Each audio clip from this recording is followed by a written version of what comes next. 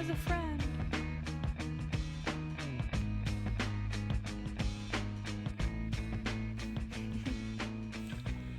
I wish it could be. Okay, so now that I have Ariana Grande energy all over me, it's time for me to do another Little House on the Prairie book review. I love, what's it called? Let me show you. I love being able to see all of the book entries that there is for me to read. Wrong daughter, Laura's. And making a video input for every single track. It's like a music video. It's just cool because I'm reading them in order from where I started. And I've done 1, 2, 3 videos and I'm on my 4th right now, and I'm reading the 5th one right now. So this is just really cool. So These Golden Years by Laura Ingalls Ryder. Look at the cover first. It's pink with that plaid sewing texture. It's just a really good cover. Doesn't it read old to you? Love it. And even the colors, like they use like a pale yellow banana instead of like stark white. This one, let's see. I like all the other books because they're very home-based. But this book, we have Laura turning 15 and 16-year-olds. And back in the 1800s, that was the age that you got courted by another man and you got settled down for your family. Because you only lived to like 50 or 60 years old. She lived to like 80 or 90 years old, I think. Her husband lived to like 90, and I think she lived to 80 though. Laura. But the generation of her parents, they lived until like 50 or 60. That's the general, I don't know, I haven't looked that up. But the general consensus of American life was that you find your courtmate at 16, and the man was usually older, and you settled down and had kids, and you pick a territory to live in, and you produce and you make it work. Kind of like now, right? Like you pick a home base and you make it work. Imagine like being courted at 16 years old. Like I would have not courted myself at 16 years old. And Laura, she actually got her teacher's certificate, so she got to teach school. She never wanted to teach school, but she needed to, she felt, because she liked the money that was coming in from it. And she liked that she was making money to keep her sister Mary in blind college. So that was her initiative to an inspiration, motivation more, not inspiration. Inspiration, I feel, comes out from the outside in, and I think motivation comes from like the inside out, right? I like inspiration more. But sometimes you have to apply motivation to be open for inspiration to come in. Maybe I'll take that advice for myself. But in this book, we have her as a full-flown teacher at like 15 and 16 years old. Like imagine you being a teacher to kids of 16 years old. Like my classes would be how to put on all the makeup you can. Here there's some Fifth Harmony songs and One Direction songs that we're gonna listen to for my period of class. If you were a teacher in high school and you had a group of teenagers at ages the same age as you, you're 15 and everyone's 15 years old, and you had 1 hour to teach kids whatever you could or ever you wanted to, what would you teach them? I would be like, here, sit down, everyone put their headphones on. We're listening to Fifth Harmony's discography today. Tomorrow we'll listen to One Directions, and on Wednesday we'll discuss on who's our favorites and why, what's your favorite parts of the song, who's your favorite member, and just try to intellectualize everything and try to connect all the dots on why they're so famous. What deal do you think they signed? Because One Direction and Fifth Harmony probably signed the same deal. It was like, we're gonna turn you into a group to make a big paycheck because girl groups and boy groups last. I would say a band of girls or boys are like fireworks. Like, they're really, really hot and explosive, but a firework burns up really quickly. And Fifth Harmony burned up really quickly, and One Direction burned up really quickly. Like, a career is supposed to be like 30 years or like until you die. But One Direction and Fifth Harmony were more... I'm thinking of a rocket ship. You know, the bottom of a rocket ship that like makes it ignite and blow up? One Direction, Fifth Harmony were that, and the top part of the rocket ship that like needed the bottom parts is what they are now. Everyone needs a starting ground, and Fifth Harmony was a starting ground for each of those members to do everything on their own, which is such a cool way to view it. And I think Lauren Haregi, I saw in an interview, and to like try to emotionalize what she was saying, I think she finally got to the point where she could see that she needed Fifth Harmony to teach her how to be a solo artist, which is really cool. Like, sometimes you need to be part of a brothers and sisters to figure out your own personality and how to keep it. But what do you do when you don't have brothers and sisters to compare yourself to and to compete against? How do you find your personality then? That's a question I should be asking for myself because I'm an only child. I guess you never have to compete, so you just be yourself. Who comes out stronger at the end? The one that had to compete or the one that didn't have to compete against anyone? If you ask the American will go with the competing one. But if you ask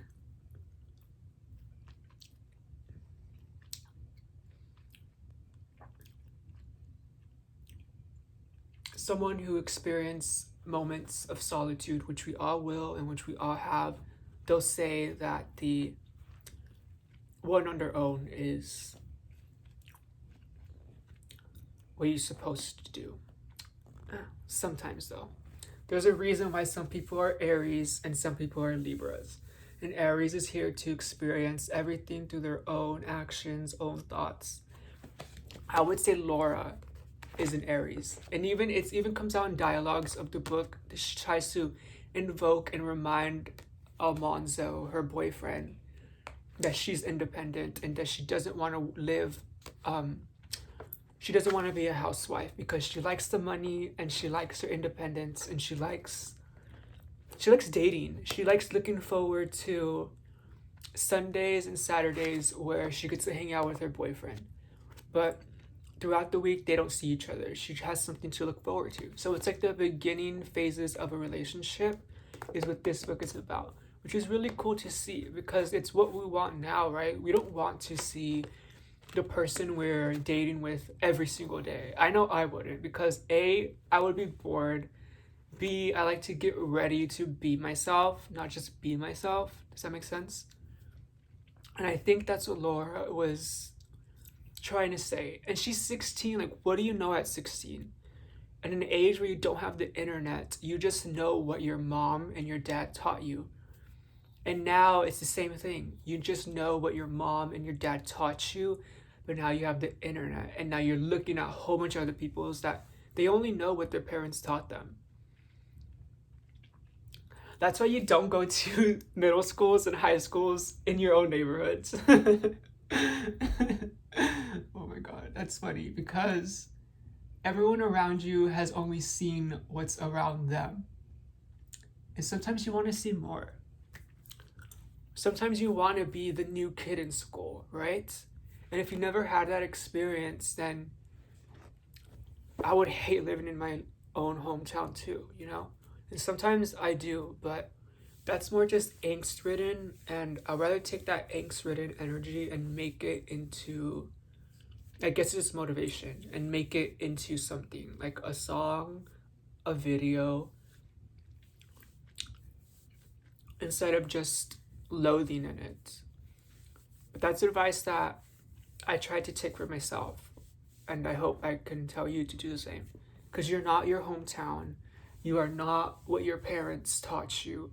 Because your parents only are teaching you what their parents taught them. And people are kind of dumb.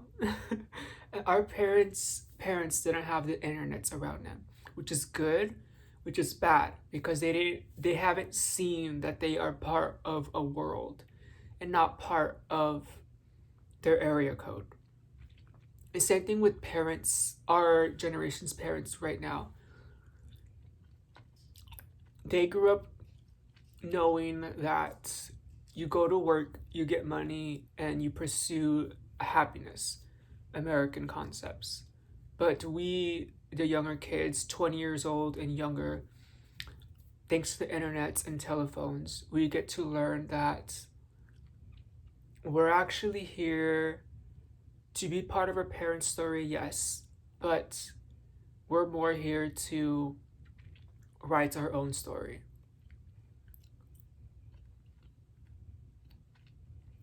And in this book, towards the end, we get to see Laura get to start penning her own story, because she goes from living with her parents to going to live with her boyfriend, her now husband. Imagine getting married at 16. Like, oh my God. Back then, it makes sense. Like,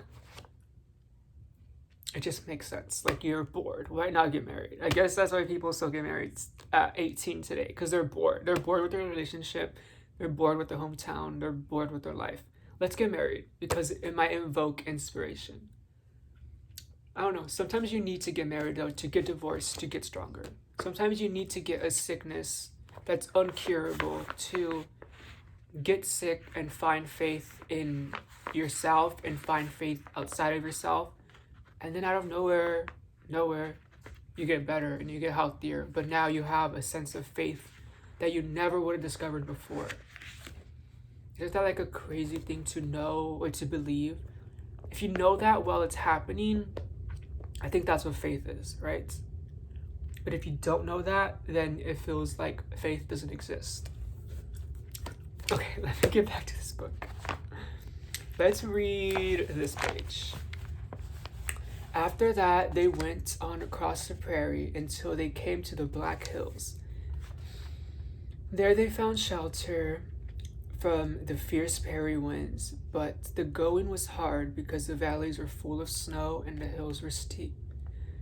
They had been traveling 78 days when they made their last camp on French Creek. Here, they cut pine logs from the hills and built a stockade 80 feet square. It's just cool. Like, we used to build houses out of wood. Like, so cool. Let's read the ending. Look, this chapter was called Wedding Plans. I love the like little sketches of drawings. Like, to me, this reads very Cancer. It reads very like emotional. Because without the pictures, it just looks like doctrine. It just looks like words, right? Just letters. Then when you add like the simple emotional touches to it, it like brings it, it grounds it, I guess, right? If you were to just take the pictures out, it looks like a Virgo or like a Capricorn wrote this. They're like, you're gonna take this seriously because we don't play around. But adding those touches makes it more feminine and emotional. I like them. They're cute. Here she is sewing her own wedding dress. Like, that's so cool. And to talk about independence, she got married in a black dress. Like, what's more Aries than that? Sewing your own wedding dress and having it be black. That's cool.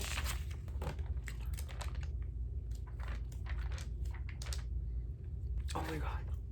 When she got to the doorstep of the new house that her boyfriend Almanzo made for her, let me read that. Let me see if that chapter is in here. I'll read it in the next book I read. But it sounds like a movie. It sounds like an episode. And it probably was an episode on a TV show. Oh, here it is. Okay, are you ready? It was a silent drive until almost the end, when for the first time that day Laura saw the horses.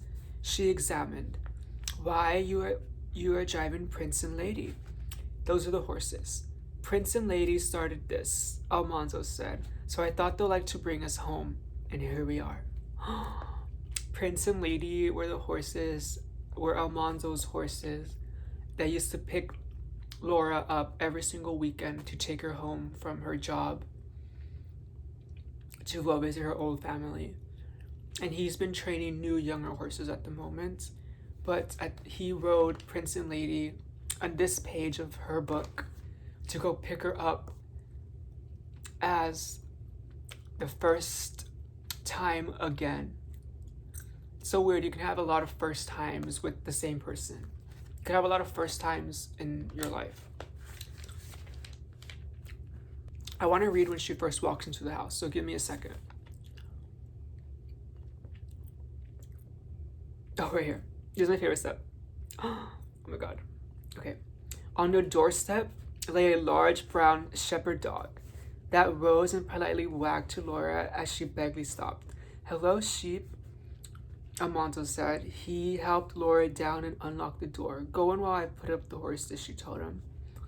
Just inside the door, she stood and looked, and there was a large room. Its walls were nearly plastered, a soft white, and its far end stood a chopped leaf table covered with Ma's red check tablecloth. I love this because she got to her new house and there was a new dog waiting for her there. And she used to have Jack, her first dog. And it just felt so homey and so nice. She gets to start a new life with a new dog in her new house. And she has Ma's tablecloth, so she gets to take a piece out of her old house and bring it into her new house. That's so cool. It's very like emotional because you're adding a lot of emotions to like tangible products, but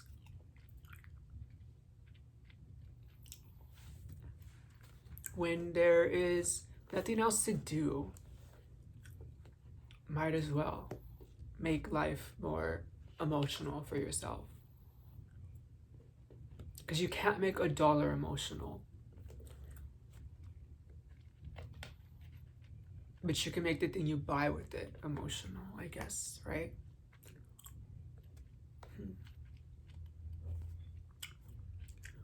Well, that was my 4th review of the Little House on the Prairie books. Oh, we got a visitor. Oh my god! She's a little heavy, so... Okay. Well, my girls go beat themselves up. I am gonna go read what's the last one called? These First 4 Years, which is the book that comes after this one. So you could catch me reading that. Bye-bye from My Little House on the Prairie. You can barely read, but you say